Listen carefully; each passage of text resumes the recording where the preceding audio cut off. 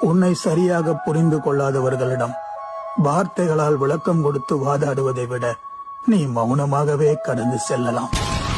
ஆனால் கேள்விகள் உன்னை காயப்படுத்தினால் ஒருபோதும் மௌனமாய் இருந்து விடாதே. ஏனென்றால் உன்னை ஊமை என்று நினைத்து விடுவார்கள்.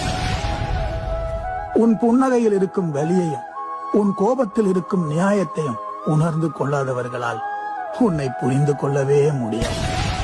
தேடி தேடி போனால் நீ அலட்சியப்படுத்தப்படுவாய். உன் மகத்துவம் தெரியாதவர்களுக்கு உன் முகத்தை கூட காட்டு. உன்னை அள வைப்பவர்கள் யார் என்றால் ஒரு காலத்தில் உன்னை அளவில்லாமல் நேசித்தவர்கள்.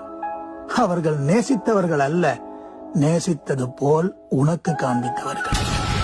அன்புக்கு எல்லை இல்லை என்று நினைத்து நீ அதிக அக்கறை எடுத்து பழகி இருப்பாய்.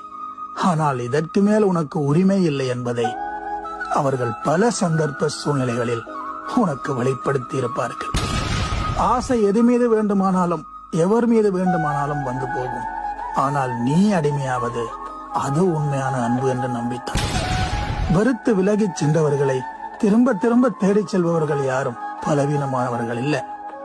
உயிர் இருக்கும் வரைக்கும் இதுதான் உறவு என்று தவறான நபர்களை தேர்வு செய்தவர்கள். அன்போ அக்கறையோ உன் மீது இருந்திருந்தால் யாரும் உன்னை புறக்கணிக்கவே மாட்டார்கள். ஆனால் அவர்கள்